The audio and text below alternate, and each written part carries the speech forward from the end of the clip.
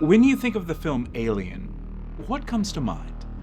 The chestburster, the facehugger, Ripley in the escape pod. Iconic moments that still thrill generations of movie fans. But here's what I think is the most brilliant feat the filmmakers managed to pull off here. Long before the monster ever appears, the film has already sunk its claws into you. How? Through design. Let me explain.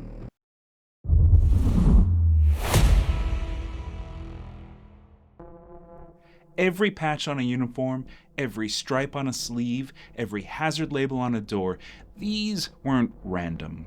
They were part of something called the Semiotic standard, a visual language that made the Nostromo feel like a real ship, run by a real company, with real people working dangerous jobs. Most science fiction in the 1970s still leaned towards utopia. Sleek uniforms, smooth sets, bright optimism. Star Trek promised exploration and diplomacy. 2001: A Space Odyssey promised elegance and mystery. Ridley Scott, though, he wanted the opposite. He wanted the Nostromo to feel like a tow truck hauling ore through space. He wanted the crew to feel less like astronauts and more like truckers.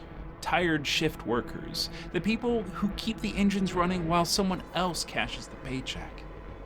So, he brought in Ron Cobb, and this is where Alien takes a giant leap forward. Ron Cobb is a giant in the cinema design world, but he didn't start out in Hollywood. No, he began his career in a much darker place: politics. As a cartoonist in the 1960s for the Free Press. His sharp, often satirical drawings critiqued government, war, and corporate greed.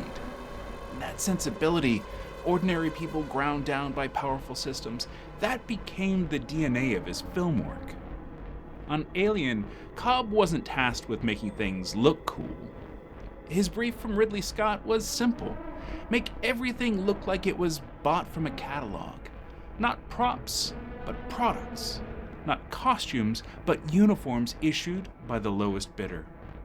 He designed ship interiors, spacesuits, and even contributed early concepts for the Alien life cycle. But his most enduring contribution was the Semiotic standard, a fully realized system of signage and symbols for the Nostromo. Ron Cobb designed a full system of insignia for the Nostromo crew, but he didn't work alone. Costume designer John Mollo, fresh off winning an Oscar for Star Wars, took Cobb's abstract ideas and translated them into real-world patches on uniforms.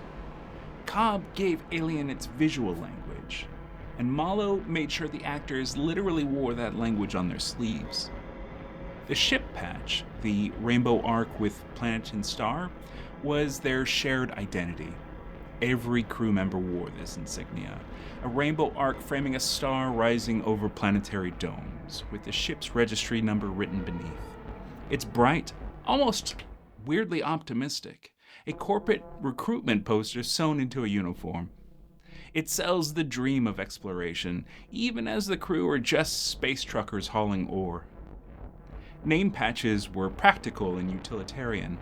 Ripley's black and white patch is the most iconic, but every crew member had their name tagged. It's not about pride here. This is simply identification, like a worker's badge. You are who the company says you are. The Weyland-Yutani patch was the clearest reminder of ownership here. A stark corporate logo, a golden W, the future's answer to the McDonald's arches. It says, you don't work for yourself, you don't work for your captain. You work for the company. Period. Division patches are where Cobb's semiotic standard hit hardest, and Mollo codified them into uniform design. Engineering was a hexagonal design, rugged and mechanical. Parker and Brett wore these, the working class mechanics. Science was a blue circular emblem of stacked lines and circles. Ash carried this one, linking him to logic and detachment, fitting for a synthetic hiding in plain sight. Navigation and command were marked by sharp, triangular orange insignia. Dallas and Lambert carried these, marking them as the ones meant to steer and decide. Flight crew carried a red division patch, worn by Dallas, Kane, and Ripley in Malo's sketches. The winged sun patch was the most mythic symbol of all of them, an Egyptian winged sun evoking timeless power. It ties Weyland-Yutani not just to the future, but to empire and destiny. Then, there's this really cool tricentennial patch. Ron Cobb himself designed it, and his signed production art clearly labels it as the United States Tricentennial Patch, marking 300 years since 1776. The design looks exactly like something pulled out of the bicentennial celebrations of 1976. Red stripes sweeping into a blue star, laid out on a triangular field. Cobb even described it in his notes as a commemorative item, the kind of thing a crew member might wear as a keepsake. In the film, Kane's jacket carries the patch. It's patriotic, a little nostalgic, and maybe even a little absurd. But that's what makes it so perfect. On the Nostromo, you see corporate logos and semiotic glyphs everywhere. And then you catch this splash of old Earth pride hanging on. It reminds you that even in deep space, people cling to history, to nationalism, to symbols that don't quite fit the world they're in anymore. The genius here is subtlety. You don't consciously register all of this while you're watching the film, but subconsciously, the patches cue you in. Who's blue collar? Who's the suit? Who's in charge? They also remind you that the crew are simultaneously individuals with names, members of a shared ship, cogs in divisions marked by abstract glyphs, patriots of a long-dead Earth milestone, and ultimately, property of a megacorporation with imperial ambitions. The semiotic standard went far beyond uniforms. Cobb's team designed more than 30 glyphs to mark every conceivable function of a spacecraft. Most of these never got their close-up on camera, but their presence transformed the set. I'll describe a few of them here and see if you can figure out what they are. They get easier as we go. Alright, this one is easy if you think about it. A stick figure being squished with blue. Cryogenics. How about a circle going around a naked stick figure torso and head? Or a glowing stick figure that is almost certainly dead?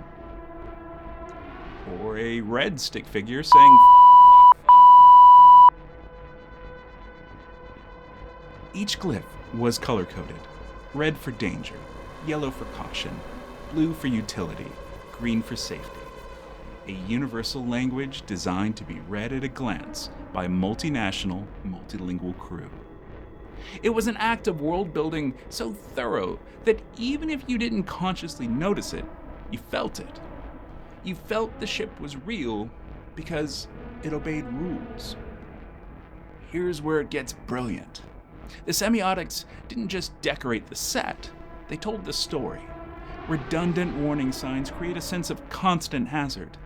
This isn't a noble voyage, it's shift work in a dangerous environment.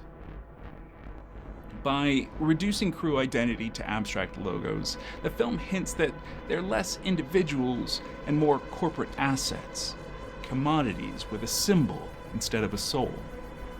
The dominance of Weyland-Yutani branding foreshadows the real antagonists of the series. The alien is lethal, but the company is immortal.